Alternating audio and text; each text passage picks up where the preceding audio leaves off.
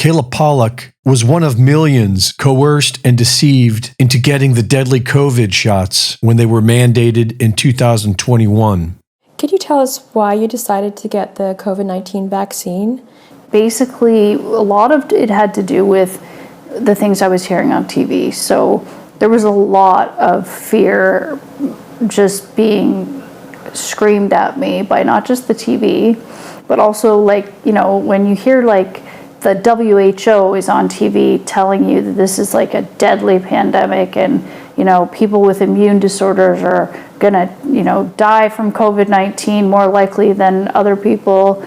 I was hearing about that, and my dad was dying in long-term care at the time. In order to go see him, I needed the shots. In order to go to work, I needed the shots.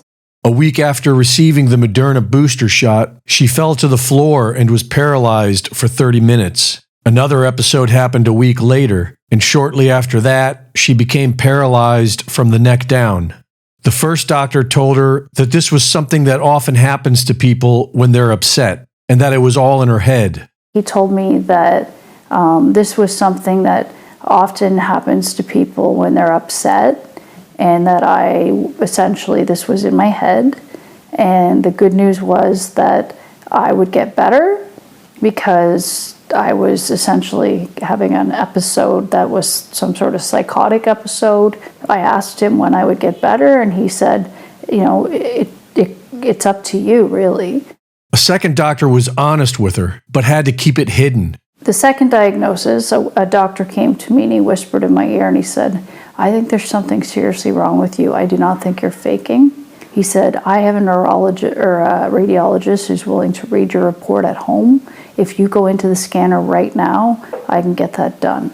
They found a massive lesion on her spine, and the doctor told her it was most likely caused by the vaccine, and that he's seen many cases just like it. Most likely it's going to be probably, if I'm using my gut impression here, from the vaccine.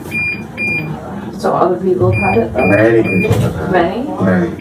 Kayla spent several months in the hospital's rehabilitation center, where the staff offered her medical-assisted suicide on 2 occasions, which is the only assistance the medical system seems to offer.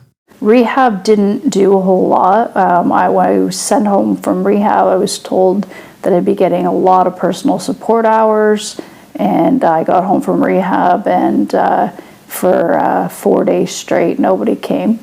If this story is disturbing to you, then it means you still have a heart, and your human soul has managed to survive these dark days. The trauma has been too much for many, who have disassociated into cold indifference and fail to fully recognize the crimes that are being committed against all of humanity.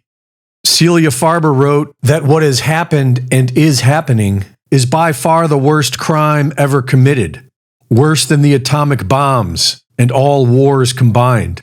We all struggle to fight off the feeling that in some way we have already died, and the daily challenge is not to disassociate, but to bear witness, since every person still alive now is either a victim of the shots or a witness.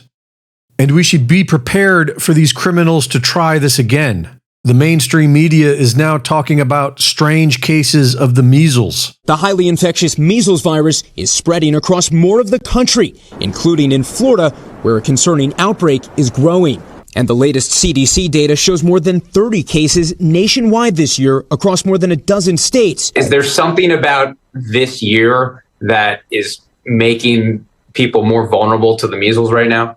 Yeah, it's a combination of people not getting their vaccines on schedule during the pandemic and then just not necessarily getting to the doctor's office. If you are looking for ways to help, Veterans for Freedom have launched a Give, Send, Go for Kayla to raise funds for a service dog. Greg Reese reporting.